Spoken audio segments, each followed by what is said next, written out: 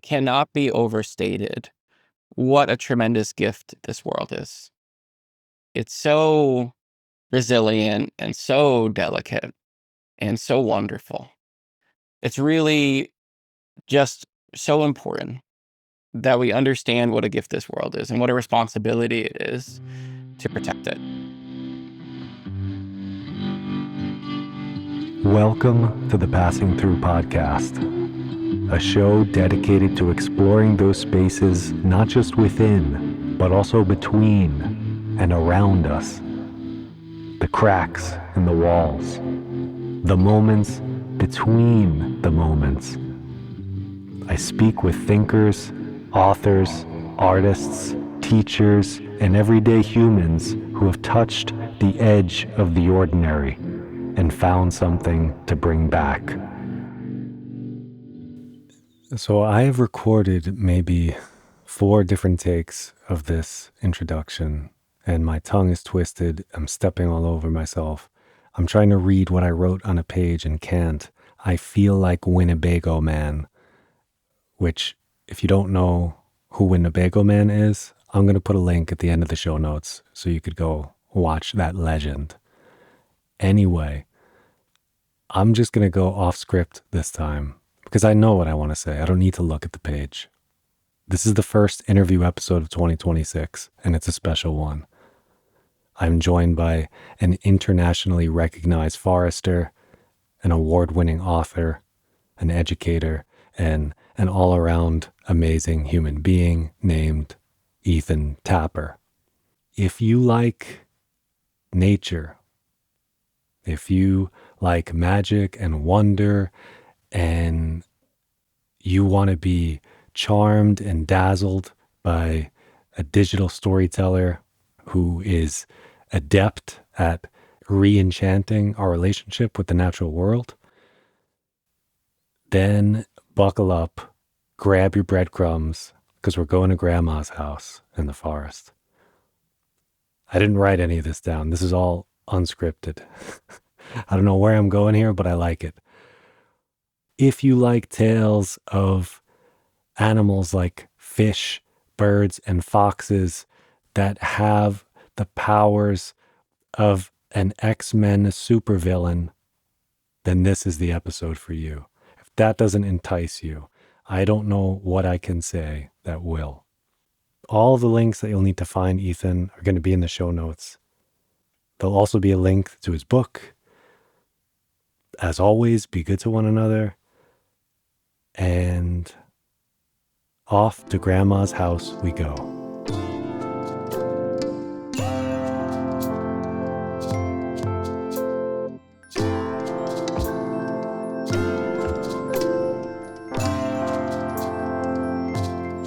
Okay, so Ethan Tapper, welcome to the Passing Through Podcast. Thanks so much for having me. Yeah, it's great to be here with you. I just finished your book. I love your content on Instagram. So I wanted to start off with the most important topic for listeners first, which is the connection between birding and ear hair. Oh, yeah.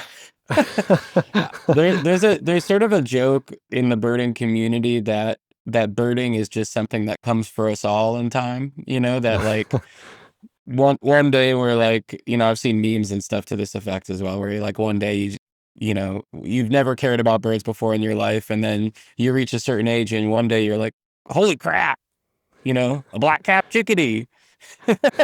And so that's the joke. I made a video about like someone's got to explain this connection between birding and ear hair, because I didn't used to care about birds and I didn't have any ear hair at all. And now I gotta like shave my ears and all I can think about is birds. And of course, both of those things are just things that happen to us as we get older. Yes, which is a topic that I think we will explore, this complex nature of life and time and aging and death and all of that good stuff. And I guess for this episode, to just give you some context, I would like to weave us through some quotes from your book, How to Love a Forest, and root us down and guide us through the conversation with them. And unfortunately or fortunately, I have a lot of them. I've done quite a bit to prune them down, So hopefully we can cover the right stuff. But to begin, I wanted to plant this little quote seed so that we can come back and water it throughout the conversation. And here it is. I think of my species, the billions of people living at the grace of a finite planet spinning through cavernous space. We have arisen from ecosystems to become a force as primal and earth shaking as a glacier, shaping this planet physically, biologically, chemically, climatically. We have sent the biosphere that sustains us into a profound reorganization. We teeter on an unsteady foundation, moving into an uncertain future together. And so this is where we are right now in the year of our Lord 2026. Mm. And I think that that has a lot of meat on it, that gives us a lot of context. It has some gravity. So I wanted to just let that float there in the space and give us a starting point from where we're moving from. And the quote that I wanted to dig into, the one that I think we could just sink right into the thick of it with, is this shorter quote. And it's what I'd consider to be one of the most central questions of the book. And you write, I asked myself if a better world would be built by inaction or by relationship and responsibility. I asked myself, what is the cost of doing nothing? And this is such a juicy, deep question. And it's one that I think a lot of us wrestle with, and I know I do. And so I'm excited to dig into this with you here at the start because you grapple with it as well. And it's a paradoxical one. And I have two wolves inside me. I have this one that, I mean, I guess there's more than two, but you know what I mean. On the one hand, I see the world as something that needs saving. You know, I'd be protesting, I'd be marching, I'd be reading books, learning about permaculture, signing petitions, joining Extinction Rebellion. I even quit my job to live in a van and travel around permaculture sites and regenerative farms. And now, though, now I'm not so sure about that. I struggle with this question and I say, does the world need us to save it? Or is this like a humanistic, messianic thing where we think we have to save it, but are we saving it or are we saving ourselves? So I wrestle with this kind of thing. And then at the same time, I know that, you know, this other wolf is howling and it knows that we have practices and we have tools and humans can be stewards and we could work in a respectful relationship with the land to promote mutual flourishing and healing and all of that stuff. And we could be good kin to the forests and the stones and the rivers and all these things. And there's so much work to do there as individuals, as a collective, as governing bodies, as caretakers of the future. It seems endless. So I'm torn between these two sides of like, is it ours to save? Should we be composting and hospicing this dying system and just let that stuff be compost for what's to grow next? So yeah, this is the kind of stuff that's spinning in my head after finishing your book. And I'm wondering where you Mm. sit with this kind of stuff. Where are you right now with that question? So I think one of the things that's really hard, and the reason why maybe we need to, write whole books about these things, is because there's no easy answer to that question. If anyone tells you that there's an easy answer to that question, they don't understand the question. So the nuance of it is the substance of it, right? So like I say many times in the book, like we need to do more and also less, Hmm. right? And I think that we have this idea culturally that to save the thing that we call nature, which is, undoubtedly we are the biggest threat to it, to these ecosystems, to this biosphere, to ourselves. And we are also, have caused all of the problems that it now faces. And so it must be that what we got to do to take care of it is just to remove ourselves from this equation, right? Like just stay out of nature. And I hear, I'm like increasingly like a social media guy. So I make these videos and they go out and hundreds of thousands or millions of people watch them, and you get like a pretty good sampling of how people think about these concepts. And every single video where I mention anything about anything that people have done to ecosystems or species, anything that we could do to them, there are countless comments that are just like, leave nature alone, right? And it's one of these things where I understand the sentiment completely. And also, it's a sentiment that makes sense philosophically. And then when you actually like are in deep relationship with these ecosystems, you start to see how ridiculous it is. And the reason for this is because we can develop these complex philosophies about what our relationship with the thing that we call nature could be, and how we want to see ourselves or not see ourselves, and all of these different complex concepts. And the fact is that everything else that lives here doesn't care, right? What they want is to live. And I think that's something sometimes we get so lost in trying to not feel like we're like, the human saviors of this planet, or that we're, all of the things that we don't want to be. We want to be humble. We want to have deference to the beauty and to the mystery of these ecosystems. And so, we develop these elaborate philosophies, which ultimately distance us from what our actual responsibility is. And so one of the interesting things about it is you will not hear this sentiment of all we got to do is leave nature alone, and everything will be fine from anybody who actually is an ecologist or a biologist or someone who actually works in these ecosystems. Because when you go deeper into the actual function of our world, the way that things work, the species that live here, it doesn't make any sense. It wouldn't work. Even if we could remove ourselves from ecosystems, which we can't, to simply say, you know what, hands off every forest, hands off every ecosystem would be a death sentence to many of these ecosystems, given where they are and the threats that they face and the profound ways that they've already been altered. We're sort of past that point. And there's a few sort of, quotes from other folks that come up to me all the time. I think one I heard from a forest ecologist at a conference once, and I can't even remember who it was. So I'm sorry to you that I'm now quoting you, who said that what we really need to do is just accept our role as sort of like the leaders in many ways of this planet. Like, it sucks, and that's not who we want to be. That's not who I want to be, but we are. And it is just the way it is. And so we can fight about it and what that means, or we can be like, this is the responsibility that we hold. And another one is from Dr. Lala Jean Johnson, who's an indigenous scholar, who said that she sees a lot of her work as freeing people from the existential shame of being a human. Where those of us who love this thing that we call nature, we do feel, shame. I feel shame. We do feel shame. And then we let that then keep us from asking ourselves, what else? What else could we be? What else could we do? How could we reimagine the role that we have with this world? Yes. Beautifully said. And there's some fun synchronicities there. I'm going to be talking to Lila June, I think, on Friday, later this week. So that's Yeah. cool that she just came up here.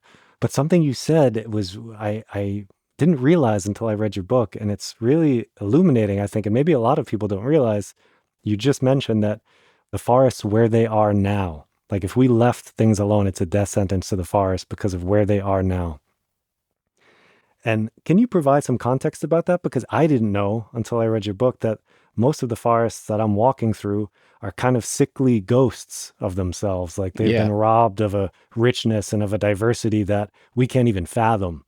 So maybe you could speak to that better than I can, but Yes. I think this is a really important point. So one of the things that happened to me on my own journey is that growing up, I wasn't really interested in forests at all. And then I had this experience of there are a series of sort of random choices and things happening to me. I ended up on this like wilderness expedition, which was 6 months long. We skied north here in Vermont, New Hampshire for 3 months, and then we built a canoe and canoed back down. Nice. Yeah, it was amazing. And it was life-changing. And after that, all I wanted to do was just be in the woods. And I worked as a horse logger, and I lived in an uninsulated yurt with a fir bough floor in the woods of Maine for a year.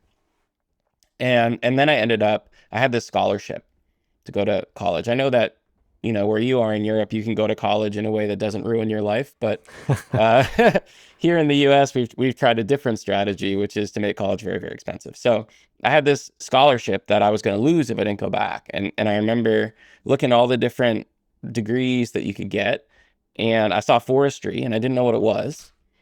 I literally just knew that it had the word forest in it. So when I went back to school, I really had this attitude where I said, I understand ecosystems perfectly.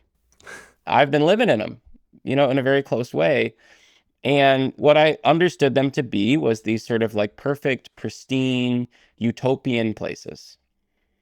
And when I actually went to school and started learning about forest ecology and biology and hydrology and dendrology and entomology, all these different pieces and parts that combine to create this incredible living system that we call a forest. I had this experience. It was actually a very jarring experience of my vision of what a forest was that I had held being pulled away from me. I now talk about this process as deepening, where Mm.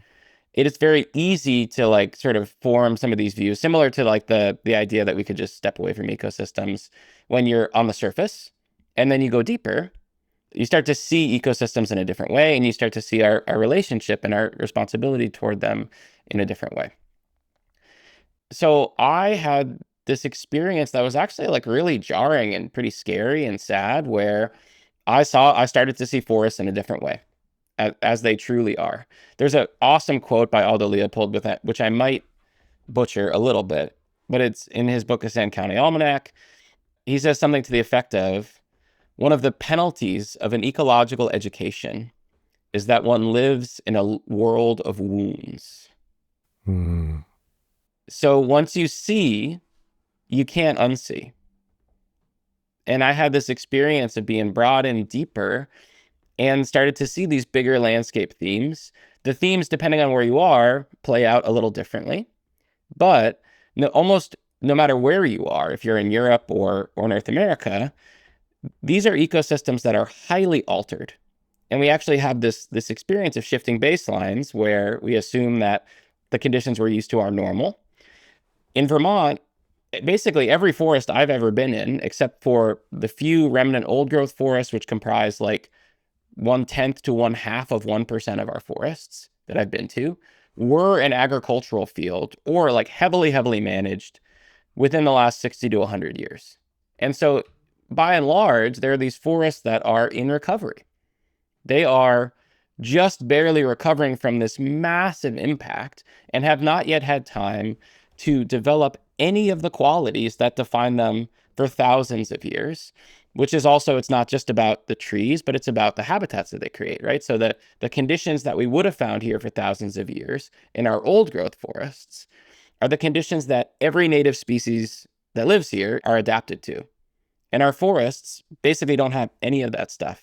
Mm. Now, this plays out in different ways in different places. So I did a bunch of talks last year in southern Indiana, central Indiana, and Kentucky. And one of the big themes out there is, you walk through their forests and you're like, these are good looking forests. Well, it turns out that historically, many of them were not forests, right? Many of them were oak woodlands, so widely spaced oak trees with, herbaceous species growing in between.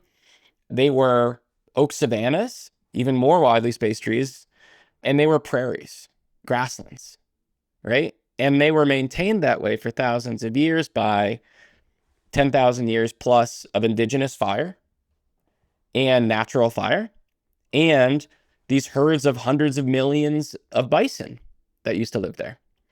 And so now all of those things have been lost. Indigenous people displaced, bison almost driven to extinction, natural fire suppressed. And what has happened is that those grasslands have all become closed canopy forests, right? So in the same way that I walk through these forests and I'm like, these are so different from what an old growth forest looks like here in Vermont, which would be this relatively closed canopy, multi-generational forest with old trees, but also trees of all different sizes and ages and tons of dead wood on the ground. There, what an old growth forest looks like is actually a highly anthropogenic system. And, it might look like a grassland, right? And that's what's been lost. And we see this again and again and again where it's easy to say that nature is simple, and the stuff that we got to do to take care of it is simple. But then you go a little deeper and you're like, what actually is here and why is it here and what could be here? One of the things I think about a lot is I call it the secret deaths of things.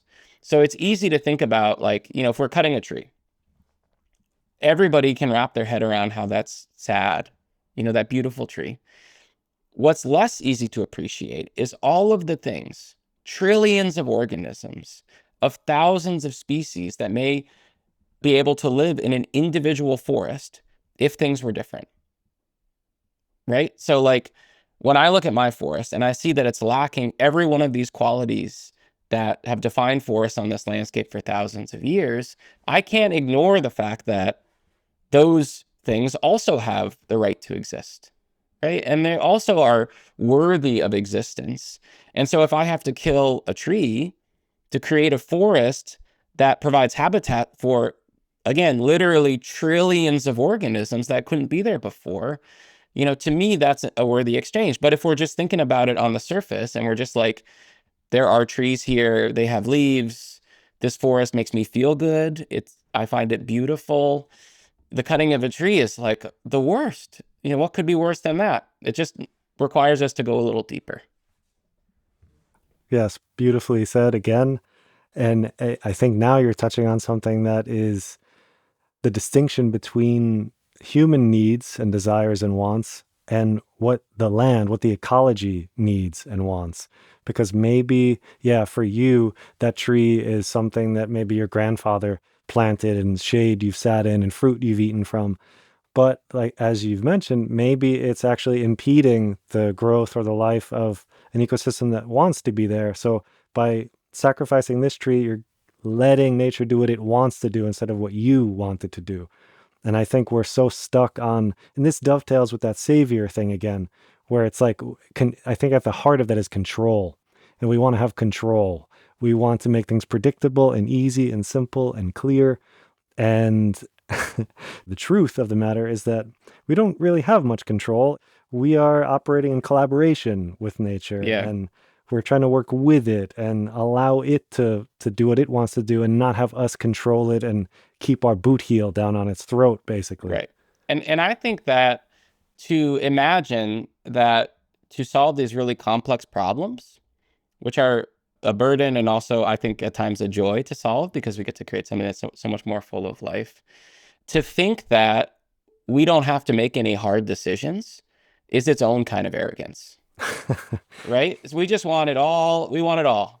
I'm thinking about this right now. So I'm researching for an upcoming project. I have a book coming out, another book coming out in October, but I'm in the time that the editors have this next book and I'm not able to work on it. I have this writing practice where I write every day, 5 to 6 a.m. I have for the last more than 10 years.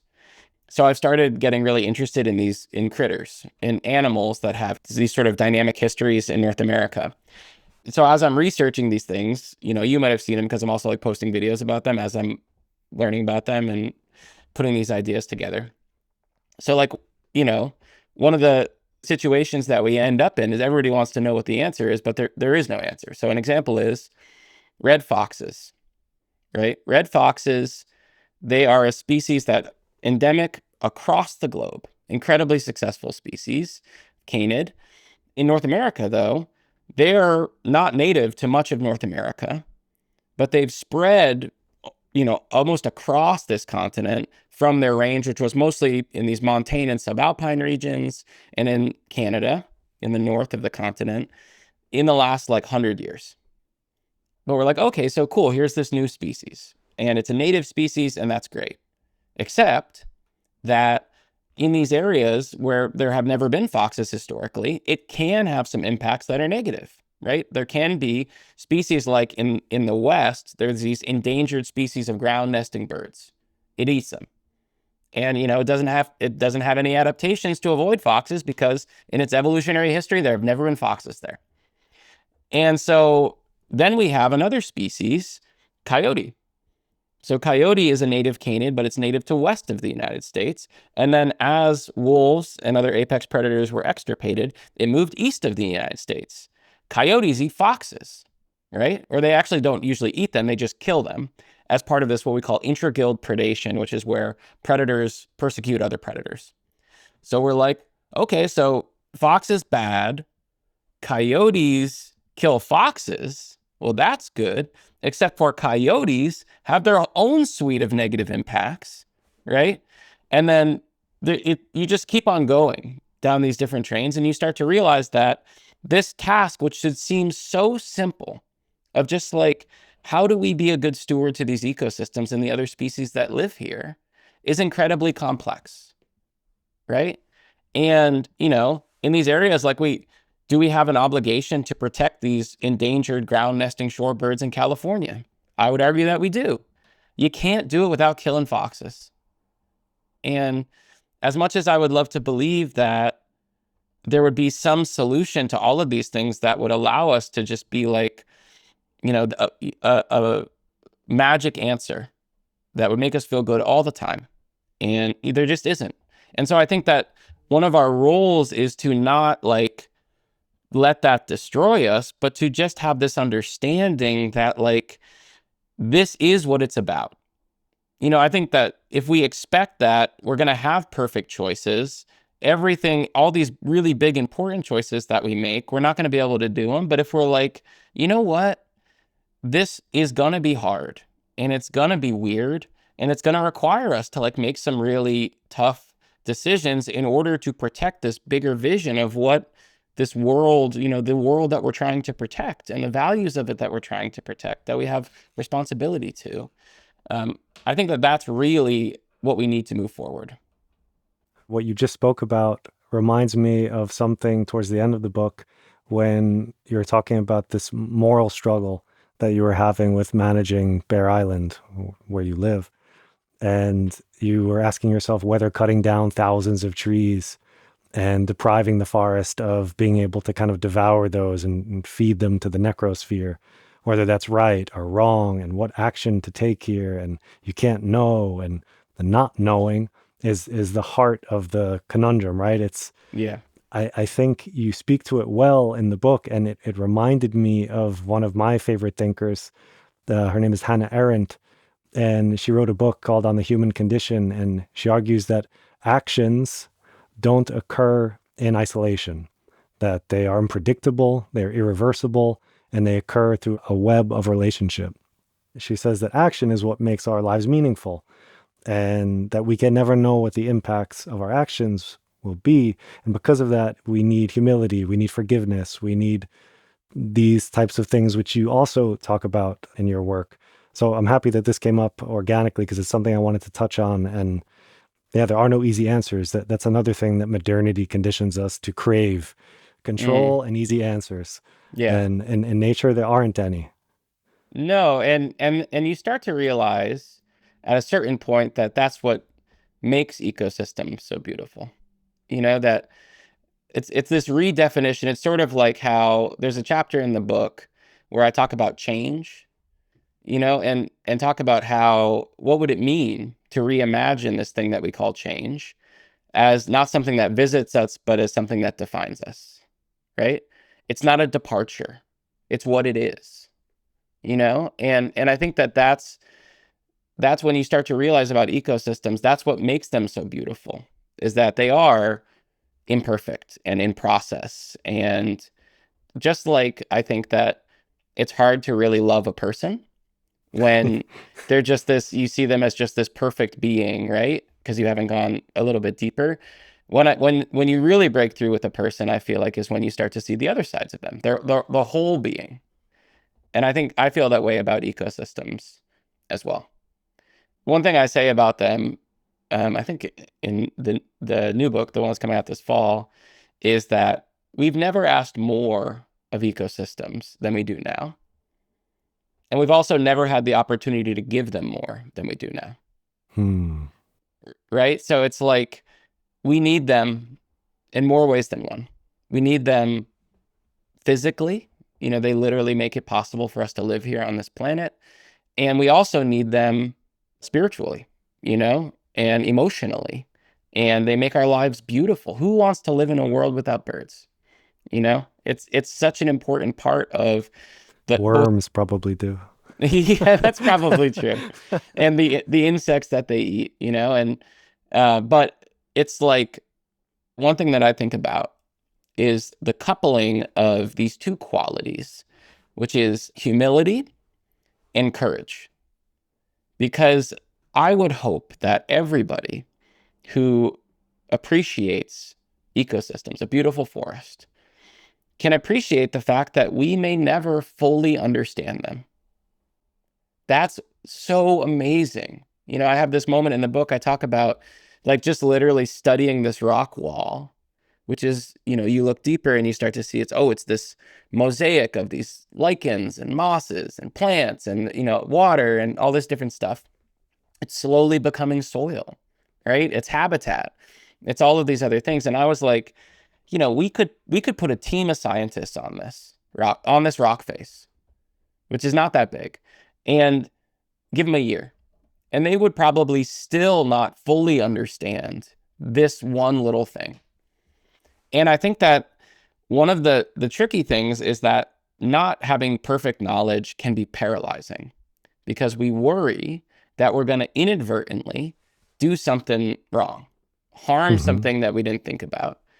Also, if we do nothing, we also lose, and we also harm things that we don't know about. And so for me, having that humility to be like, we're a small part of this massively complex system that we'll never totally understand and that holds us in its arms. That's exactly why I need to take action, because there is so much here, and more here than we will ever even know, that is worth protecting. And I think that, one way, sort of just to step into the more technical aspect of the work that I do as a forester, one of the ways that we deal with this perfect knowledge is that we don't necessarily think about providing habitat for every individual species that we're trying to protect, unless it's like a focal species, like an endangered species that we really need to take extra care of. What we mostly think about is processes and structures. So what we're doing is we're looking at old growth forests and, the research we have about how forests function, and also to a certain extent, how we expect them to function going forward, building qualities like resilience into our forests for the impacts of climate change. And then we create those structures. And we trust that in doing that, in providing these forests that have these certain attributes and are changing and regenerating in a certain way, that will be able to capture not just like one species that we want to manage for, but this entire community. Because we know that entire community has been woven around those structures and those processes for as long as they've existed. Yeah, I really like that, the seeing these things as communities, because they are, right? And Yeah. we are communities. Even we like to think of ourselves as these isolated individuals, but we're really not. We are dependent on these larger systems and ecologies. Inside of ourself, we have multiple different aspects of self. We have, so many parts of us that aren't even human. They're like bacteria and fungi and things. So we exist as communities of things, and to help reframe us to see the world in those terms through that lens, I think is very useful, because one of the dangers, one of the most harmful things about the modern world is this myth of the individual, and how that kind of fractures this sense of connection and this vast web of, the Buddhists call it, interbeing that we're inside of. So, in ancient traditions, you see it too. If you look at indigenous wisdom, or you look at even older animist cosmologies, but before there was the written word, even in Buddhism, you have like tree veneration for the Bodhi tree and all of this stuff. So you see how important nature is and how dependent we are on it, but we've somehow subverted this and inverted it, where, like you were saying, our forests are sick, our water is polluted, our air is not clean, it's less breathable every day, and we're asking more from these systems now than we ever have before. And this is another thing I wanted to touch on.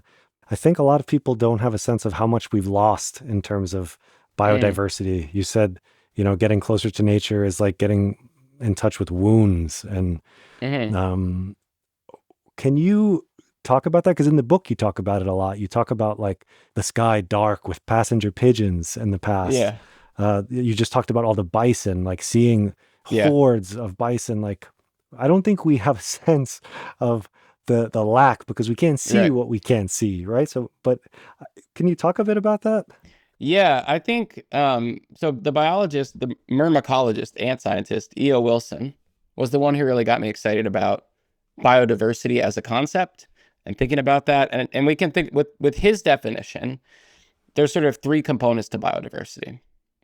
So there's the variation, the variety of species within an ecosystem, all the species that are there, the variety of ecosystems across the landscape, which are supporting potentially different species, and then the genetic variety or variability within the genetics of each individual species. So you combine all of those things across the globe, this thin veneer of life that surrounds this planet, and that's what biodiversity is, right? So you can think about, I mean, it's easiest for us to think about the loss of biodiversity in terms of the species that have been lost. I think that most people, maybe some of them could name like the dodo or something, but I think most people could not name an extinct species beyond that. Maybe they could name the passenger pigeon, but we have many species in this world that have gone extinct or are functionally extinct. They're extinct in the wild or are functionally extinct in much of their range, meaning that they've been driven into such a small population, it's such a small part of the range. So I mentioned that I've been researching foxes, which is linked to coyotes, and now I'm on to wolves because they're another part of this story. And so you're like, the gray wolf, it didn't go extinct, but there were numerous subspecies of it in North America that went extinct in the last couple hundred years. And its range was reduced in North America to like 40% of what it once was. And most of the range that it's been able to hang on to has been like way in the northern part of its range. And then there's another species, the red wolf, which was driven to functional extinction in the wild. There's a wild population now that was reintroduced of like a couple hundred individuals. But there's many other species and subspecies that have been lost. I think the count, from since the 1600s, which is the beginning of the period that we call the Age of Extermination, not my term, but one that I've adopted, is we've lost like 700 species of vertebrate animals, I should say, and somewhere between, although we don't really know, 100,000 species of insects. So that's a lot. And we don't even really know, how many have been lost. And then that doesn't account for the abundance of those animals, and how much of that has been reduced. So one of the things that's tricky about as I talk about these things and candidly, like as I communicate these things, just to give you a peek behind the curtain a little bit, you got to strike this balance because if we just talk about how sad that is, we will just lose everybody in more ways than one. We will lose them in terms of like some people, like we're so overwhelmed with how much bad stuff is happening in the world and all the different spheres that bad stuff can happen in that we just turn off and we're like, I just can't handle it. And then the other way is that people just give up. So I think that it's really important to, help people understand the severity of the situation, but then also to understand the other side of this, which is that it's not only that this world used to be more, that there used to be more species here, that these species that are still here used to be more abundant, that these ecosystems used to be more complex and filled with life. It's also that they can be again. And so this moment is such a bummer sometimes to inhabit ecosystems that are so degraded in this world that sort of treats ecosystems like commodities and all this stuff. But what an opportunity. What an opportunity to build a world that's so much more full of life, so that we and future generations of people don't have the same experience that we have. And I'm fond of saying too, like, one of the things I talk about, this is not the answer to every single problem, but there are so many of these problems that we don't even have to wait for some scientist in a lab, to like figure out a miracle cure, a miracle solution to these things. We can solve these problems in a relatively short amount of time with existing resources and existing technology. We just have to be willing to do it. And then we have to do it, right? And we also have to, I think, be willing to not let the perfect be the enemy of the good, and not to just like jump all over each other when something isn't perfect, and poke holes in each other and look for the baddest parts of every single thing. But we can do it. And it's not like, I think that especially folks like my parents' generation, I feel like what they're trying to do, they're just trying to bail out the boat, and stop the bleeding. Maybe we can hand future generations a world that isn't that much worse than it is today. And I am not interested in that at all. What I want future generations to live in a world with a volume and a breadth of life that I can't even imagine. I want them to walk through a forest and hear more birds than I would think was possible. And forests that are more than I could have ever imagined in my wildest dreams. That's what I'm trying to do. And so I think that it's really important that when we talk about this stuff, it's not just about, how do we feel so bad for ourselves about the way that things are, but also about what an opportunity we have. Yes. And thank you for saying that, because now we are at the heart of what I wanted to talk to you about. It is what drew me to your work, and it is what inspired me to reach out to you. And I think it's a very special gift that you have, this work of re-enchantment, this ability to show how magical and strange and beautiful the world that we live in is. And now that we're here, I wonder, what role does re-enchantment play in these times that we live in? I think it's the cure for apathy in many ways. And I think it's also, about more than just ecosystems, right? It's also about the communities that we want to live in, and the political environment that we want to live in, and, all of the institutions that we want to have in this world, and all of these other things where, granted, I'm focused on this one little part, but I think that this is true everywhere, in terms of like, how do we want to, build institutions that serve us and serve future generations in a way that we couldn't even possibly imagine. And I think that with all of these things, right, it's one of the similar themes is that we probably don't get to do this stuff without making tough decisions and without losing this idea of perfection, and, without doing work. And I don't think that we're going to do this stuff from a place of being so disgusted with ourselves and with the world. I just don't think that that's what makes people do stuff. And I started to see, like, so one of my interesting roles is I get to now go all over the country and talk to all kinds of different people about these ideas, and a lot of like conservation organizations, and like, these meetings of folks that work in ecosystems that can be so disenchanted and have such a hard time communicating to a public that seems so disenchanted. And it's become sort of my job to like carry this beacon of hope. And I think that it's really important, both for the people who listen to it and for the people that they talk to. Because one thing that I say is, I believe that hope is a self-fulfilling prophecy. Because I think that when we feel hopeless, we don't do anything. And we confirm all of the worst suspicions that we had about ourselves, right? And then when we feel hopeful and excited, when we live in this space of being hopeful, we give ourselves and each other reason to feel hope, because we actually go out there and we do stuff. And so I don't feel hopeful in every moment of every day, but it has become a really special part of my job to carry this beacon of hope and to be like, yeah, not only do we not have to do bad stuff, but we can do good stuff. And not only can we do good stuff, but we can make the world better. And not only can we make the world better, but we can do so in a way that is uplifting and that makes our lives better too. One of the things that we rarely talk about in ecology or in conservation is that we also want to create good human habitat. Did you know that? That's like, we forget about it. We're like, we want to create good habitat for, for whatever, black-throated blue warblers.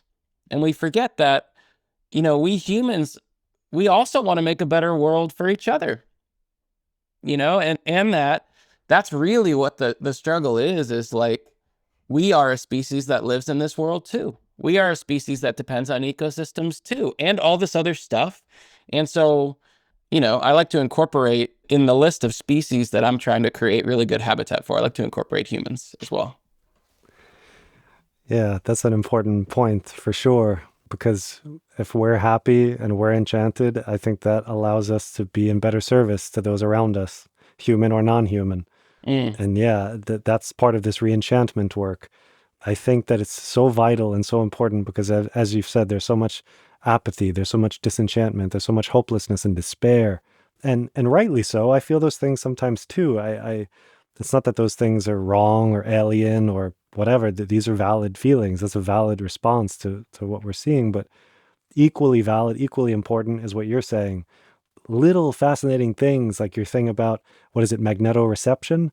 Like, yeah, this was a really enchanting, fun thing. Or yeah, the relationship between trees and clouds, I find really fascinating too. yeah, So, like, this kind of stuff, like, maybe you want to share a little bit about those things for people who are like, what are they talking about? What is yeah. magnetoreception? How do trees relate to clouds? What's the connection? Because I think that's sparkly and interesting. Oh yeah, I think that, one of the things that I'm doing, again, I'm sort of pulling back the curtain here, but one of the things that I'm doing as a communicator is trying to build trust. I have a degree in forestry, and I also have studied all these things or other things related to forestry, wildlife biology, and stuff.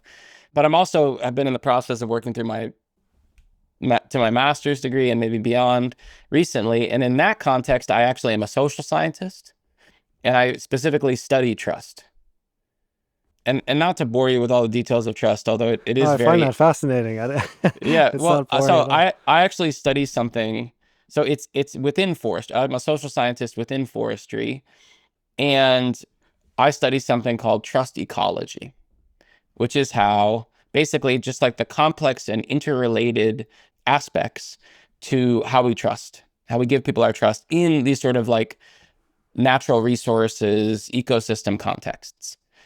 One of the things, the frameworks that we use is this framework that there's 4 types of trust. There's procedural trust, which is where we trust based on systems, institutions, whatever, these sort of like third party contracts, stuff like that, that were like, these objective things protect us. And so we're going to be trustful. Rational trust, which is our ability to trust based on our perception of how things have happened in the past, our perception of the likelihood of something happening. We reason through it. There's dispositional trust, which is where some people are just more predisposed to be trustful or distrustful.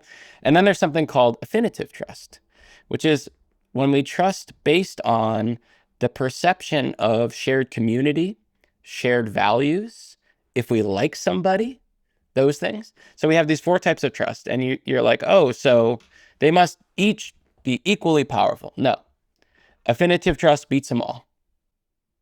And I think that there's so many things in this world that we outsource trust, which, by the way, one way that we could define trust is our ability to accept an uncertain outcome and the vulnerability that comes with that. Mm-hmm. Right. And I love that. I love the relationship between the concept of trusting as the acceptance of vulnerability. In this world, you gotta trust somebody. And, or I guess if you never trusted somebody, that seems like kind of a bleak existence. But anyway, so with my video, this is all a long walk around to say that a lot of the work that I'm doing when I'm communicating, it's not all me just talking about the thing that I actually want to talk about, which is this complex, what's our relationship with ecosystems basically, and what does it mean to have ecological responsibility, that kind of stuff. A lot of it is just relationship building and trust building, where I just want people to understand how beautiful this world is and how beautiful I find this world, and to understand that I care for this place and these species and these ecosystems intrinsically, that I love them, with all my heart. Because at some point, I'm going to say, now I need you to trust me when I show you something that's harder to understand. And I need you to trust that what I'm about to show you, whether it's the cutting of a tree or the killing of a deer or whatever, is an expression of that love and that person that I am. And not, me showing myself to be something something different than what you thought I was. That is what this means to love a forest in this moment. So 90% of the time, I'm just talking about these cool concepts. And a lot of it is also trying to bring people in deeper. And a lot of it is also, isn't it just cool to express to people how beautiful this world is? So Yes. so I was like, okay, I'm writing about foxes, and there's all these different elements to their story, more than I can talk about here. When you in the research and you're talking to biologists, they'll like say something offhand, or someone in the research will like mention something offhand, and you'll be like, wait, what? And it'll send you off on this whole other tangent. This book that I'm writing, that foxes are in, is going to be just like all tangents. So I was reading a piece of research about fox behavior, and they mentioned offhand, oh yeah, well, foxes have magnetoreception and they use it for hunting. And I said, I've never heard that word before. What's that mean? And then I looked it up, and then suddenly you're into this whole body of research which talks about what magnetoreception is it's really a sixth sense, and it's the ability of living beings to perceive in different ways, or you could say sense or perceive, the Earth's magnetic fields. The Earth's magnetic field, I should say. So there's a lot of research on this, like, when we've been trying to address these mysteries of like migration, bird migration, fish migration, you're like, how do they do it? And it turns out like one of the clues is that we have this biogenic mineral called magnetite that these bacteria, which are called magnetotactic bacteria, synthesize.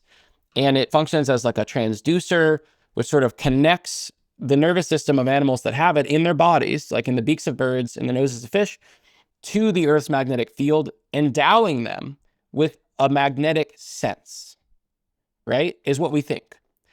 And in the case of foxes, which is by itself, by the way, so cool. And it's also all of the animals that use it that we're aware of, they also use it in like different ways. So like we think that salmon, migrating salmon, they use magnetoreception, but they also use smell. And we think that birds use magnetoreception, but they also use sight, starlight, landmarks, things like that. And of course, as you're doing research on this, it brings you to new vocabulary words that you can search for, and that leads you off into other things. So it led me into the term spontaneous magnetic alignment. Spontaneous magnetic alignment is just where, living things in this world happen to be aligned with the Earth's magnetic field. So they were doing these studies of grazing animals, deer and cows, and they're all aligned with magnetic north all the time, right? And you're like, what are you talking about? And then, of course, there's all these other animals do it. There's mollusks that do it and like all this other stuff. And then the coolest study I found about spontaneous magnetic alignment was that one where they're looking at grazing cows and deer, and they're all aligned magnetic north, except when they're under power lines. When they're under power lines, which emit their own magnetic field, totally random. It's just like, and it's like this all the time, and it just like never ends. So with foxes, they do this behavior called mousing, which is where, foxes are really, in North America, are really like a northern species. So they have to be able to hunt critters under the snow. There's this area under the snow we call the subnivean zone. Especially rodents will live under the protection and the insulation of the snow for a lot of the winter. And they have this behavior where they stalk rodents under the snow using in part their hearing, which is excellent. They can hear a rodent under the snow from like 100 feet away. And then they do this big jump, and then they like pounce and propel their body through the snow and eat the mouse or the vole or whatever. And people were looking at this and they were noticing that foxes were 4 times more successful when jumping in the direction of magnetic north in this mousing behavior. And it led to these other studies. And so basically what they think is that foxes and some other animals, and there's a whole discussion about the mechanisms by which they do this, which I don't totally understand, but they actually perceive the Earth's magnetic field visually, right? So that there's a mechanism by which they can basically, they use it almost like as triangulation, like a targeting system, where they can align the animals that they hear and this sort of auditory input that they're getting with the Earth's magnetic fields, and allows them to sort of like triangulate distance from that sound, and then they jump and then they get the mouse. And then it's like, it leads you to this whole other thing, which is like, what's it look like? And then there's scientists who have looked at that, who say that this is probably what it looks like, that it looks like this concentration of light, and that the magnetic field actually has lines, and that some species are more focused on it, like in terms of polarity, and some species are more focused on it, the lines of the field. It's just like with the angle increases as you get further away from the pole. It's like it's a whole thing. Yeah, all that for me is to, I love to tell that story just because it's freaking cool. And it's also just another way to I hope bring people in, and talk about, just be like, this is all around us. Like this world, these ecosystems, these species are just like so amazing. And what are we going to do to take care of them? Yes. Yeah, and thank you for sharing that. It is super fascinating. Even this, I could feel like I could talk to you for an hour about, because we're basically figuring out that animals are all kind of like Magneto from the X-Men. And Yeah. it's really, really fascinating. And like, I'm thinking as you're speaking, wow, I wonder if it looks like the aurora borealis, because isn't that just stuff passing through the magnetic or the Yeah. ionosphere? I don't even know what the aurora borealis is. It's really mysterious and beautiful and enchanting. Mm. So thank you for sharing that. And it's yeah, I know we're getting close to time now, which I'm angry about, because there are so many quotes left from the book, and I still wanted to ask this question and know if it's true that trees, do they actually create clouds and impact cloud movement? Is that true? Yeah. So we're going to an area I haven't, I'll tell you what I know about it. How about that?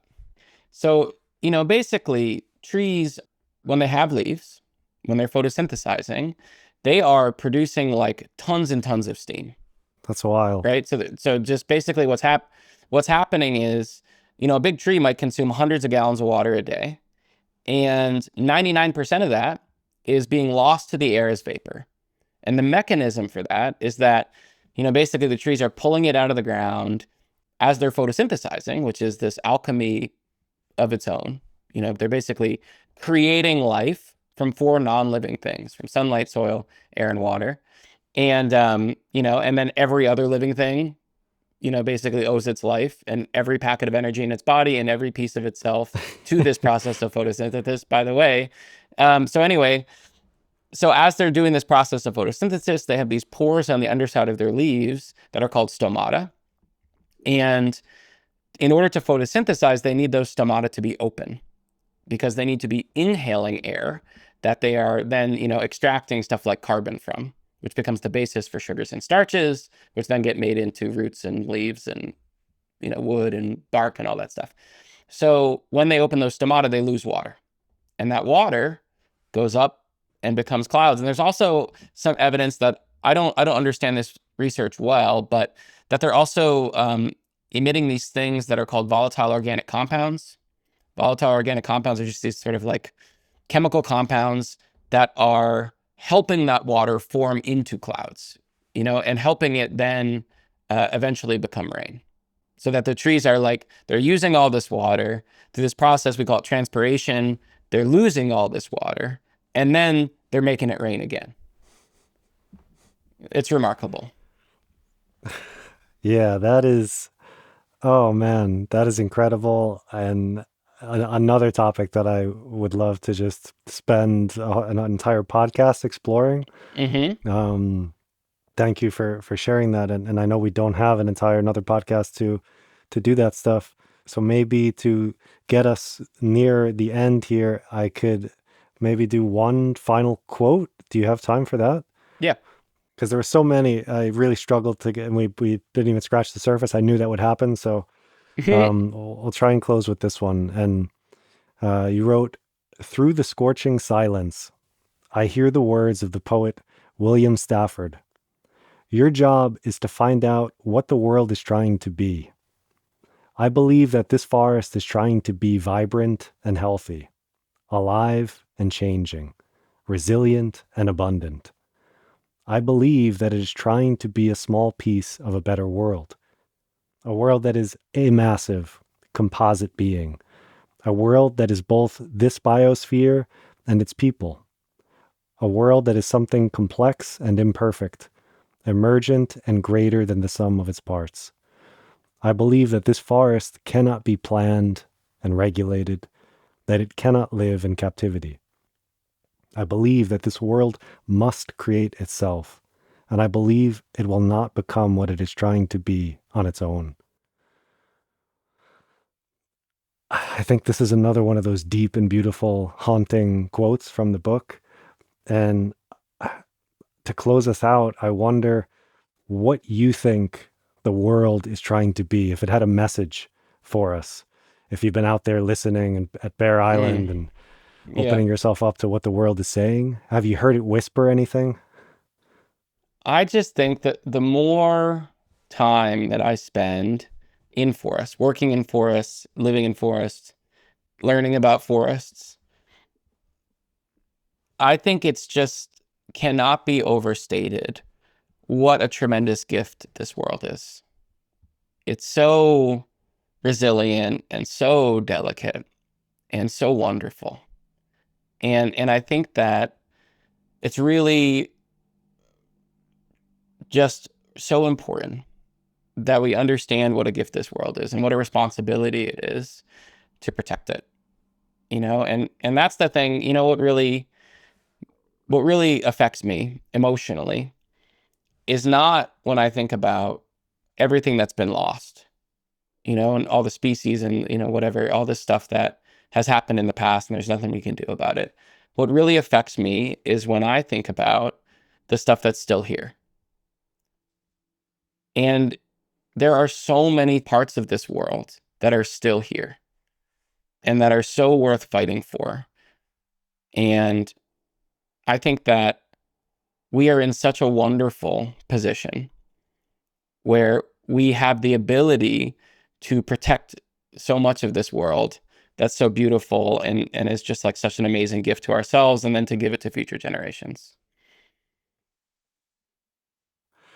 And at the end here, usually I just leave a couple of minutes for you to talk about anything you have coming up Mm, or going on, or where people could find you, anything sure. you want people to know, maybe something that you wanted to mention but didn't have space for. Hmm. So all of that is for you now. So my book is called How to Love a Forest, The Bittersweet Work of Tending a Changing World, and it's available wherever books are sold. And if you want to learn more about me and about this book I have coming out this fall, you can sign up for my email list, which is just at my website, ethantapper.com. Follow me on Instagram, Facebook, YouTube, TikTok, and my handle's at How to Love a Forest. And you'll also be kept apprised of all the stuff I do and my little musings on trees and foxes and forests and all these different things. And yeah, I think that those are the best ways to support me. And then the other thing that I like to tell folks is that, a lot of times I'll be traveling all over the place and people will be like, what do I do about this? What I want to do something. What do I do about it? And what I usually say is that I'm so glad that you've asked because your conservation community has been waiting to hear from you. So when I was I used to be the county forester for one of the counties here in the state of Vermont. And I was part of this community that was all these conservation organizations and government agencies and whatever. And we were just always trying to provide resources for people, classes and videos, all kinds of different stuff, opportunities for people to learn more about how to take care of ecosystems well. And it was always just such a struggle to get people to show up to our events and to get people to check out our resources. So what I would say is that I don't, probably wherever you are, there are conservation organizations that are deeply engaged in this work of caring for ecosystems. And I would say that what you can also do for me would be to reach out to those organizations, find out what conservation organizations are in your area, sign up for their email lists, follow them on social media, attend their events, and they can tell you exactly in your area, way better than I can, what you can do to help. Thank you. That's great advice. Thank you for adding that. And I also want to thank you for your book, for your words. It was beautifully written, for your videos. There's always so much passion and joy that comes out of you, and it's great to watch them, and it's great that there are people like you out there doing that re-enchantment work. So it's a real privilege to sit down with you and be in space with you, and I'm grateful for your time and just your work and your effort and your dreams and your passion. So thank you for passing through today, Ethan. Thanks so much for having me.